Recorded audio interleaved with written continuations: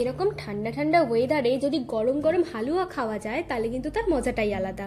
By the way, আমি আপনাদের Trisha and welcome to my channel Trisha's tasty ট্রিটে। আর আজকে আমি বানাচ্ছি গাজরের হালুয়া। তাহলে চলুন শুরু করা যাক। গাজরের হালুয়া বানানোর জন্য আমি এখানে 5টা গাজর নিয়ে নিয়েছি। এগুলোকে খোসা ছাড়িয়ে ভালো করে পরিষ্কার করে নিয়েছি। এবার একটা গ্রেটার দিয়ে আমি এগুলোকে ভালো করে গ্রেট করে নেব। দেখুন, গাজরগুলো আমি ভালো করে গ্রেট করে নিয়েছি। এবার একটা কড়াইয়ের মধ্যে আমি 4 চামচ মতো ঘি দিয়ে দিচ্ছি। এবার ঘিটা আমরা ভালো করে গরম করে নেব। ঘিটা গরম হলে তাতে আমি 5 চামচ মতো কাজু, 3 চামচ পেস্তা, 3 চামচ মতো আমন্ড কুচি দেবো আর 3 চামচ মতো কিশমিশ দিয়ে দেবো। দিয়ে আমরা ভালো করে ভেজে নেব। গাজরের হালুয়াটা ঘিয়ে করবেন, তাহলে কিন্তু তার টেস্টই আলাদা হয়। এবার আমি এগুলোকে তুলে নিচ্ছি। এবার ওই ঘিয়ের মধ্যেই আমি গাজরগুলোকে দিয়ে দেবো।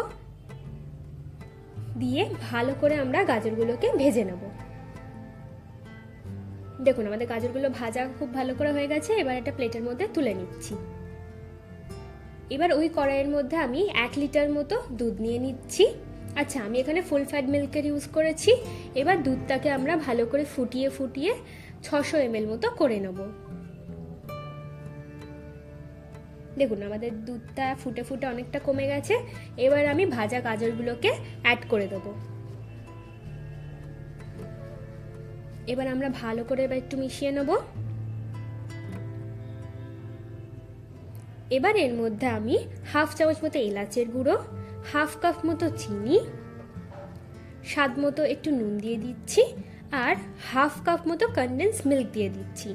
আপনারা চাইলে এটা না দিতেও পারেন, তার বদলে আরেকটু চিনি অ্যাড করে দেবেন। এবার আমরা ভালো করে মিশিয়ে গাজরটাকে একটু শুকিয়ে নেব।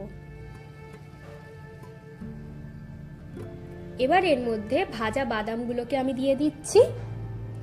দিয়ে ভালো করে মিশিয়ে নিলেই কিন্তু আমাদের গাজরের হালুয়া একদম রেডি। আমার ভিডিওটি যদি আপনাদের ভালো লেগে থাকে তাহলে প্লিজ একটি লাইক করবেন, প্রচুর শেয়ার করবেন আর এরকম আরও ভিডিও পেতে আমার চ্যানেলটিকে সাবস্ক্রাইব করবেন। নমস্কার।